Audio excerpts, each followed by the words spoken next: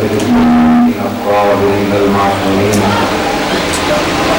الذين أذهب الله عنهم الرجس وطهرهم تطهيرا.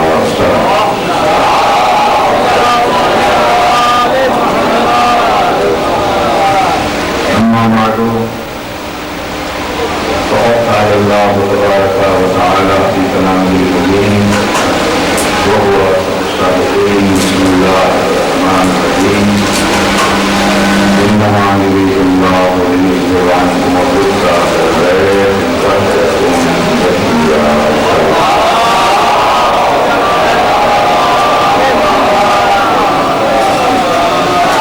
حضرات محترم،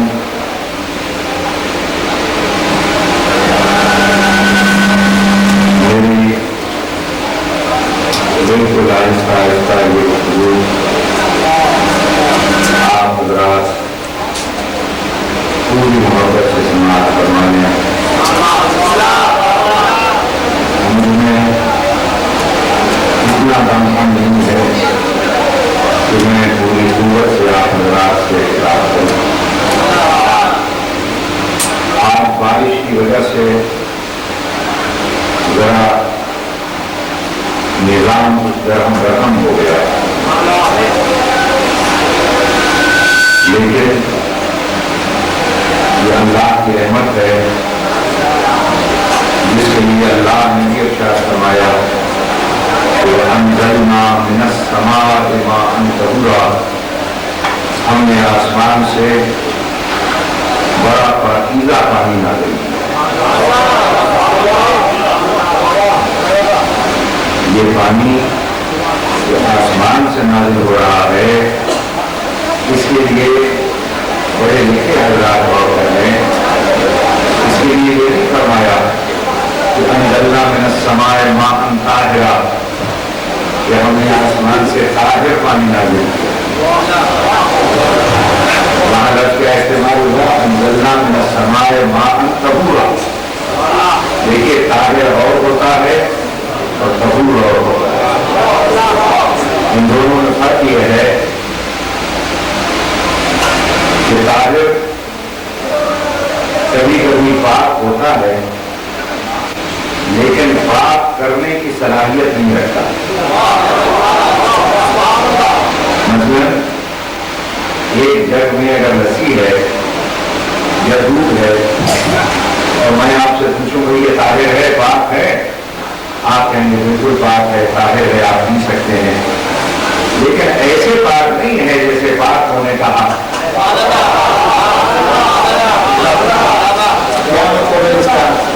اس کا مطلب یہ ہے کہ ہے تو پاک لیکن اگر آپ یہ چاہیں کہ اس لسی سے یا دودھ سے وضو کر لیں تو نہیں کر سکتے.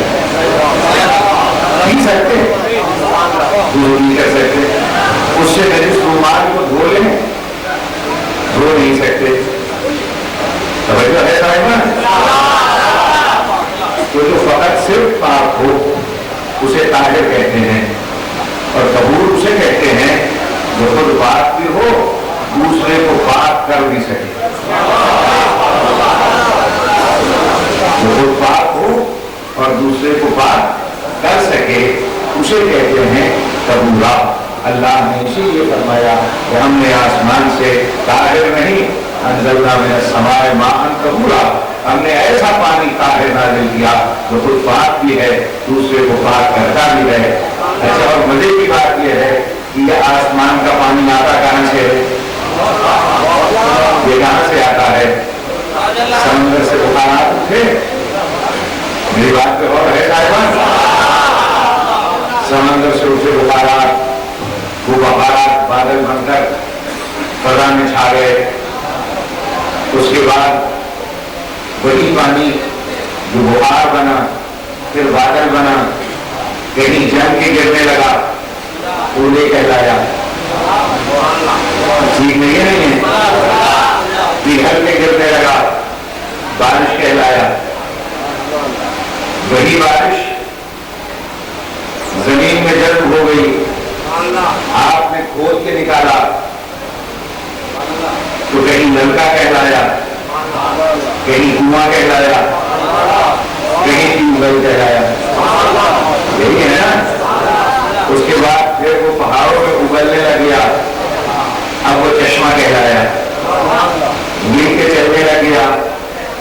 نالا کہلایا. ٹھیک ہے کہ نہیں؟ اور ذرا اکٹھا ہو کر چلنے لگ گیا وہی پانی اب دریا کہلایا. لاہور کے پاس سے گزرا وہی تو راوی کہلایا. پہاڑوں سے گزرا جہلم کہلایا. ضلع جھنگ کے قریب سے گزرا چنار کہلایا. بہاولپور کے پاس سے گزرا تو وہ ستلج کہلایا. ٹھیک ہے نا؟ اور جب وہ پنجنر کے مقام پر آ گیا تو پھر سندھ کہلایا. اور جب سارے اکٹھے ہو گئے اب پنجنر کہلایا. گویا آسمان کا پاکیزہ پانی جو دوسروں کو پاک کرے، کہیں راوی بنا، کہیں چناب بنا، کہیں جہلم بنا، کہیں سندھ بنا، کہیں ستلج بنا، تعداد گئیں کل 5.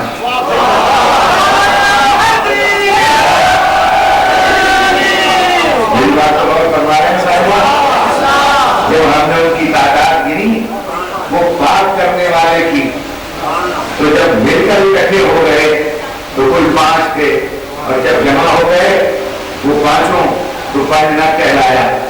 اور اس کے بعد وہ اکٹھا بہتا بہتا کراچی کے پاس ایک بہت بڑے سمندر میں جمع ہو گیا تو اب وہاں وہ سمندر کہلایا. توجہ ہے کہ نہیں صاحبان؟ اب سمندر سے پھر بخار بن کے اڑا تو پھر بارش کہلایا. تو وہی بارش اکٹھی ہو کر پھر سمندر کہلایا. اب مجھے سوچ کر بتا دیں کہ اگر سمندر یہ کہے ساری کائنات سے کہ بارش مجھ سے ہے اور میں بارش سے ہوں، جو میرے محترم سامنے مسئلہ کوئی سمجھ میں آ سکتا ہے؟ بس یاد رکھیے کہ اللہ نے اسی طریقے سے ایک ابر رحمت کو نہ بھیجا تھا اور وہ جو ابر رحمت آگے برسا اور برس کے کھلا تو ایسا برسا اور ایسا اس نے کائنات کو پاک کیا کہ اس کے قطرے جہاں جہاں پھیلے انہوں نے دنیا کو ایسا پاکیزہ بنا دیا کہ وہ رحمت کا سمندر پکار اٹھا کہ حسین مجھ سے ہے، میں حسین سے.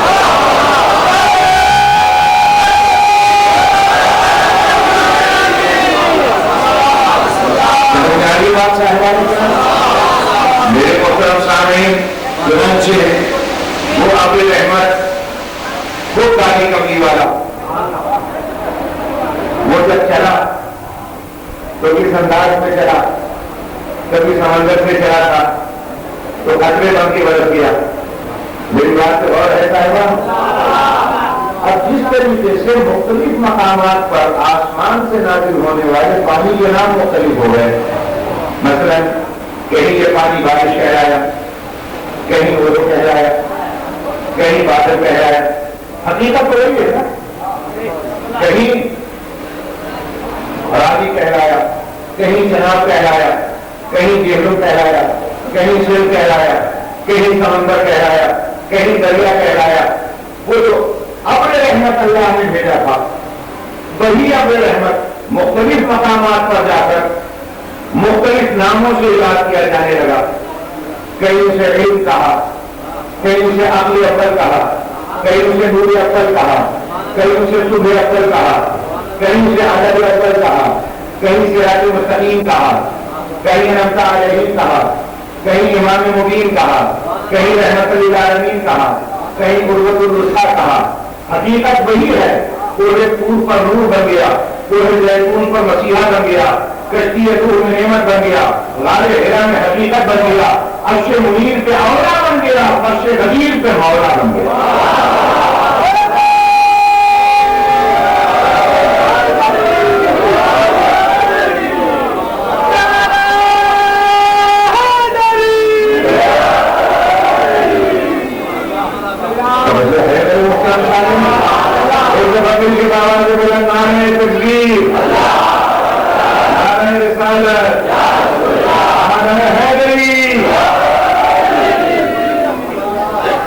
آپ کو جیسا کہ معلوم ہے روز مرہ کی چیزیں دیکھتا ہوں اور وہیں سے آج محمد کے فضائل نکالتا رہتا ہوں، اس لیے کہ دنیا کی کوئی شے ایسی نہیں ہے جو عظمت آل محمد کی دلیل بن کے نہ رہے. چاہے وہ آسمان کا بادل ہے اور چاہے وہ زمین کا نکلنے والا پانی ہے اور چاہے برسنے والا پانی ہے، یہ ان میں سے اگر آپ ڈھونڈنا شروع کر دیں گے تو ہر ایک عظمت آل محمد کی دلیل بن کے سامنے آتا جائے گا۔ میرے محترم سامعین، اب ہم نے کیا دیکھا؟ ہم نے یہی دیکھا کہ بارش کا پانی کہیں منگلا میں اکٹھا ہوا، یہی بارش کا پانی کہیں تربیلا میں اکٹھا ہوا، یہی بارش کا پانی کسی مقام پر اور دریا کے ارد گرد بند باندھ کے اکٹھا کیا گیا، اور وہی پانی جب چھوڑا گیا تو وہ وہاں سے آبشار کی صورت میں گرا، اور جب آبشار بن کے گرا تو وہاں پنکھے گھومے، جب پنکھے گھومے تو اس سے بجلی پیدا ہوئی، وہ بجلی اپنے اپنے گھروں سے روانہ ہو گئی، اور جب اپنے گھر سے وہ نور روانہ ہوا بجلی کی صورت میں، تو آپ کو معلوم ہے کہ روزمرہ کی دیکھی ہوئی باتیں ہیں، بس صرف غور کرنے کی ضرورت ہے۔ میں نے یہ دیکھا کہ تربیلا سے وہ نور چلا جو اس کا اصلی گھر تھا، کبھی منگلا سے وہ نور چلا جو اس کا اپنے اصلی گھر تھا، تو وہاں سے کیسے چلا؟ پیدل نہیں چلا، لمبے لمبے کھمبوں کے کاندھوں پر بیٹھ کر ہجرت کرنے لگا۔ ایسا ہے یا نہیں صاحبہ؟ جبکہ اگر میں بخاری شریف کی روایت پڑھوں گا کوئی کہے گا صاحب آپ نہیں مانتے اس کو، میں مشکات شریف کی روایت پڑھوں گا لوگ کہیں گے صاحب ہم اس کو نہیں مانتے، اصول کافی کی روایت پڑھوں گا لوگ کہتے ہیں ہم اس کو نہیں مانتے۔ جس کتاب سے میں پڑھ رہا ہوں اگر اس کا کوئی انکار کرے گا میں بھی جا کر اسے تجربہ کرا دوں گا، ابھی پکڑ کر تجربہ کرا دوں گا۔ میں نے کوئی نکی میں ایک بات کی تھی، میں نے کہا کہ اگر آل محمد کو دنیا بخاری سے نہیں سمجھ سکی، مسلم سے نہیں سمجھ سکی، حدیثوں میں سے نہیں سمجھ سکی، اگر وہ قرآن کی آیتوں سے نہیں سمجھ سکی تو سائنس سے ہی سمجھ لے، جو فلسفے سے ہی سمجھ لے کہ محمد آل محمد کیا ہے۔ میرے محترم سامعین، یہ حقیقت ہے یا نہیں ہے کہ نور جب چلا ہے چاہے مصنوعی نور سے، یا آپ کے یہاں چمک آ ہے یہ نور ہے یا نہیں؟ یہ بلب اور یہ ٹیوب جل رہی ہے یا نہیں؟ یہ کہاں سے آ رہا ہے؟ بولو کہاں سے آ رہا ہے؟ تربیلا منگلا ڈیم سے، وہیں سے آ رہا ہے اور سارے ملک میں پھیل رہا ہے۔ میں نے وہاں جا کر دیکھا، میں نے دیکھا کہ یہ چلتا کیسے، تو میں نے یہ دیکھا کہ لمبے لمبے کھمبوں کے اوپر بیٹھا ہوا ہے، یہ لوگ اپنے گھر سے ہجرت کر کے آیا، سارے ملک میں پھیل گیا، اور میرے ساتھ بھائی شیخ علی شاہ صاحب بیٹھے ہیں، یہ بھی میرے ساتھ گئے منگلا ڈیم دیکھنے کے لیے۔ وہاں بہت پیارے سید ہیں آغا سردار علی جان، بڑے منموہن سید، بڑے آزادار، تو جہاں سے یہ نور چل رہا ہے بالکل بہت بڑے کھمبے پر کے جہاں سے لاکھوں کی آواز نور گزر رہا ہے، اس کے بالکل نیچے ان کا ایک کمرہ میں نے دیکھا، مگر کمرے میں اندھیرا، ہے یا نہیں؟ ارے بھائی لاکھوں کی آواز نور گزر رہا ہے اور یہ کمرہ اس کے بالکل پہلو میں ہے، مگر نور کے پہلو میں اندھیرا جو میری سمجھ میں نہیں آیا یہ چکر کیا ہے۔ تو جب میں نے اس سے پوچھا، میں نے کہا جناب یہ نور کے پہلو میں اندھیرا کیوں ہے؟ انہوں نے کہا جناب کنیکشن نہیں ملا۔ سمجھ میں آ رہی ہے بات یا نہیں آ رہی ہے؟ اس کا مطلب یہ ہے کہ پہلو میں رہنا فائدے مند نہیں ہے جب تک کنیکشن نور کا کوئی نہیں ہے۔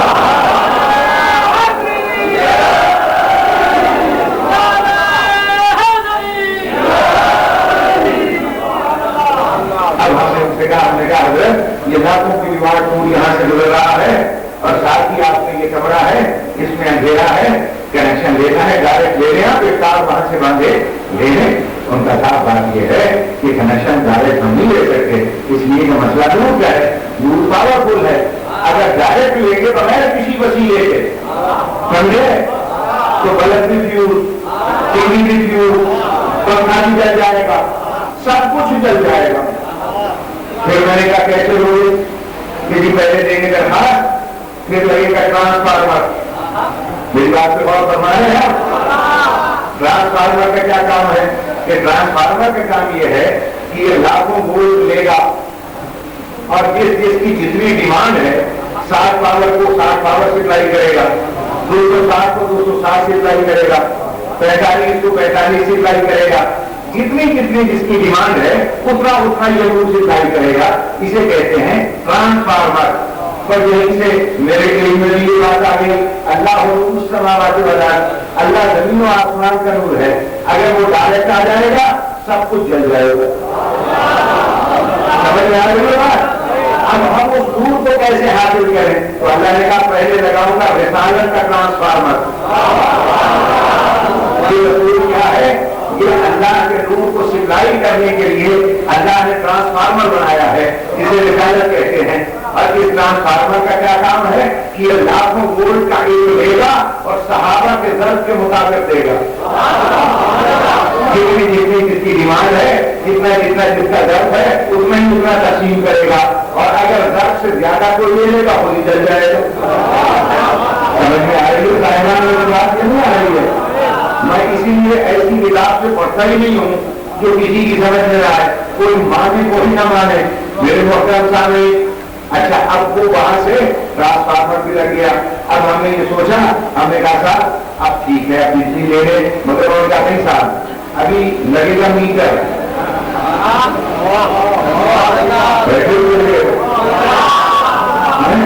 میں نے کہا میٹر کیا ہوتا ہے؟ اور ان کا جو وولٹ جو علم آپ لیں گے نا، جو نور لیں گے اجرت دینی پڑے گی میٹر کے مطابق.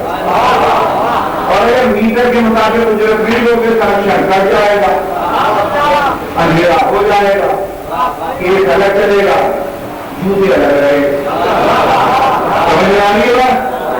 اللہ نے بھی اسی لیے کہا کہ دیکھو میں کائنات کا نور ہوں، میرا نور لینا ہے تو رسالت کے ٹرانسفارمر سے نور ملے گا، اور محبت یا قربہ کا میٹر لگانا پڑے گا. جب تک آل محمد کی محبت کا میٹر نہیں آئے گا تو نیچے رہے گا.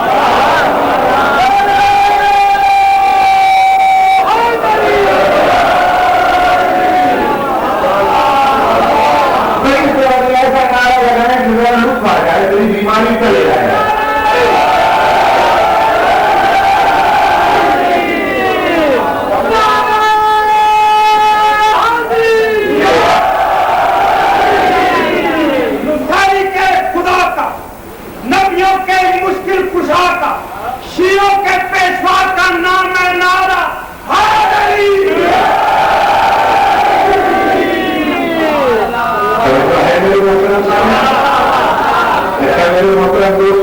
ایک چیز اور میں آپ کو بتا دوں، یہ روز مطلب کہ دیکھی بھاری باتیں ہیں، مگر اللہ اسی میں اگر عظمتی اہل بیت پیدا کر دے تو میں کیا کر سکتا ہوں؟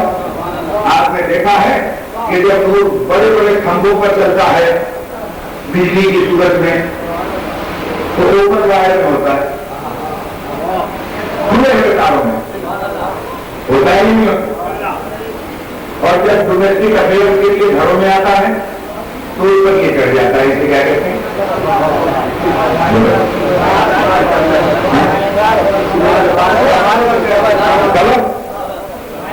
میں کہتا ہوں مولویوں کو بہت پکڑ دیتا انسان کو، کیا ہمارے ساتھ دھوکہ کرتے ہو، جگہ دیتے ہو ہم کو.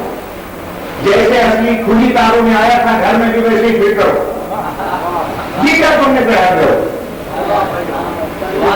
جو ہمارے ساتھ دھوکہ کرتے. انہوں نے مولوی دھوکہ نہیں کرتے ہیں، مسئلہ نور کا ہے، نور پاورفل ہے. اصلی حالت میں آئے گا، جو ہاتھ لگائے گا چیخے گا مر جائے گا، جو ہاتھ لگائے گا کرنٹ لگے گا جھٹکا لگے گا مر جائے گا. اسی لیے اس پر یہ ربڑ چڑھا دیا تاکہ ہاتھ بھی لگے تو کرنٹ نہ لگے، تم مرنے نہ کھاؤ اور نور بھی ملتا رہے. اللہ نے جب نور اکبر کو بھیجا تھا وہ بھی کھلی ہوئی تاروں میں تھا، کھلی ہوئی حالت میں تھا، ٹوٹ بنا کے آ کے ٹچ ہو گیا، کرنٹ لگا، موسیٰ بے ہوش ہو گیا. کے بالکل کالا کوئلہ راک ہو گیا.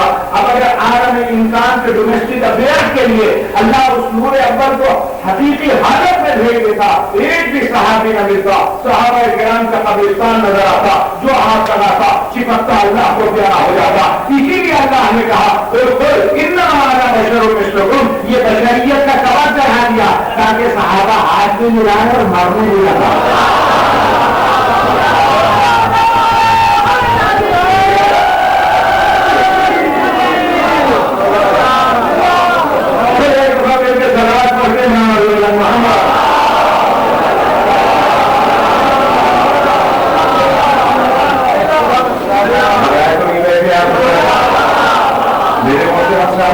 اندر مجھے آپ سوچ کے کے بتا دیں یہ تار کتنے ہیں؟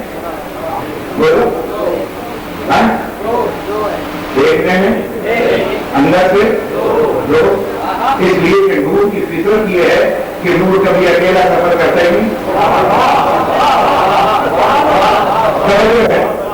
نور کبھی تمہارا سفر نہیں کرتا. نور سفر کرتا ہے جب سرکٹ کمپلیٹ ہو. سرکٹ کمپلیٹ نہیں ہوتا جب تک دونوں نہیں سمجھا. بتائیں آپ کے چہرے کتنے؟ ایک. اور ناک کتنی؟ ایک. اور ماتھا اور سر اور آنکھیں یہ دو کیوں ہیں؟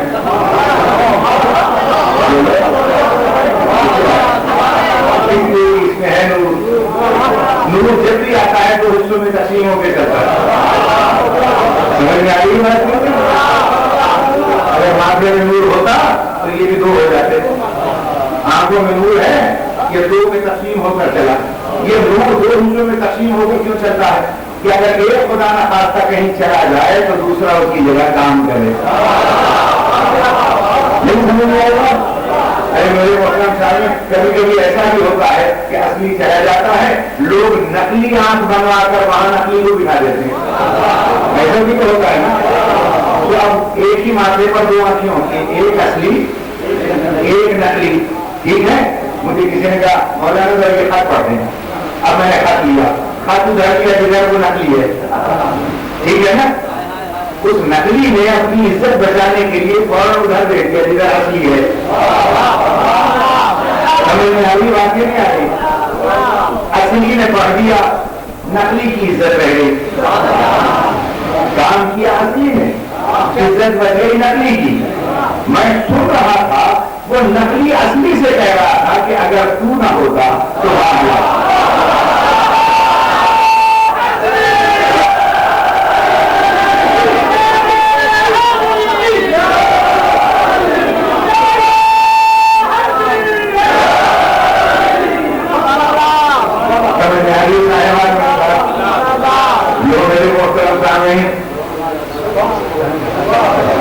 اب ایک اصلی عاشق صاحب بھی آ گئے. اور میں کیا بتاؤں آپ کو کہ میں اب ان کو کتنی دیر دکھاؤں گا, اس لیے کہ نسیم کا کام تو جھونکوں میں ختم ہوتا ہے. نسیم کے معنی ہوتے ہیں ہوا. ہوا تو جھونکوں میں آئے گزر جائے. یہ گھنٹوں تک کھڑے رہنا کسی عاشق کا کام نہیں ہوتا. آپ کو گھنٹوں تک سناتے رہیں گے. میں اس وقت آپ کی خدمت میں یہ گزارش کر رہا تھا میرے محترم سامعین, بس بیان میرا سمٹتا ہے اور ختم کرتا ہوں. یاد رکھیے جب تک سرکٹ کمپلیٹ نہیں ہوتا نور تنہا کبھی سفر نہیں کرتا. اسی طریقے سے یاد رکھیے اگر آپ اس کو چیریں گے تو اس کے اندر بھی دو تاریں ملیں گی. سمجھے؟ نور دو حصوں میں تقسیم ہو کر چلتا ہے. اسی طرح جب نور اول چلا تھا وہ بھی دو حصوں میں تقسیم ہو کر چلا تھا. آدھا اصلی تھا, آدھا نیگیٹو تھا, آدھا پازیٹو تھا. میری بات پہ غور ہے نہیں صاحبان؟ اتنے حضرات بیٹھے ہیں مجھے بتا دیں یہ جو دو تار ہیں یہ کیا کہلاتے ہیں؟ نیگیٹو پل. میں ملا آدمی ہوں, میری سمجھ میں تو آیا نہیں. سمجھ میں آئی بات؟ پھر کسی نے کہا صاحب اسے پلس اور مائنس کہتے ہیں. میں نے کہا وہ بالکل میری سمجھ میں نہیں آیا. تو بھائی عاشق صاحب بیٹھے ہیں یہ مجھے سمجھا رہے ہیں کہ یوں سمجھاؤ. ایک تار ہے ٹھنڈا اور ایک گرم. میں نے کہا مسئلہ میری سمجھ میں آ گیا. نور جب بھی چلتا ہے دو حصوں میں تقسیم ہو کر چلتا ہے, آدھا ٹھنڈا اور آدھا گرم. جب نور ایک پر آیا وہ بھی دیکھنے میں ایک تھا, اندر سے دو تھے, آدھا ٹھنڈا تھا آدھا گرم تھا. جو ٹھنڈا تھا اس پر مہر لگی تھی وما ارسلناک الا رحمۃ للعالمین, اور جو گرم تھا اس پر مہر لگی لا فتح الا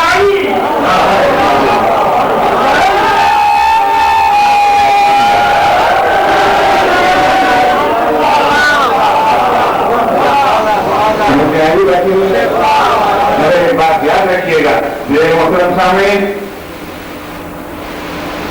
اسی لیے حکم ملا تھا اعلان رسالت نہ کرنا جب تک دوسرا نہ آئے. اعلان رسالت نہ کرنا جب تک دوسرا نہ آ جائے. اور جب دوسرا تار آ گیا اب یہ دو تار ملے,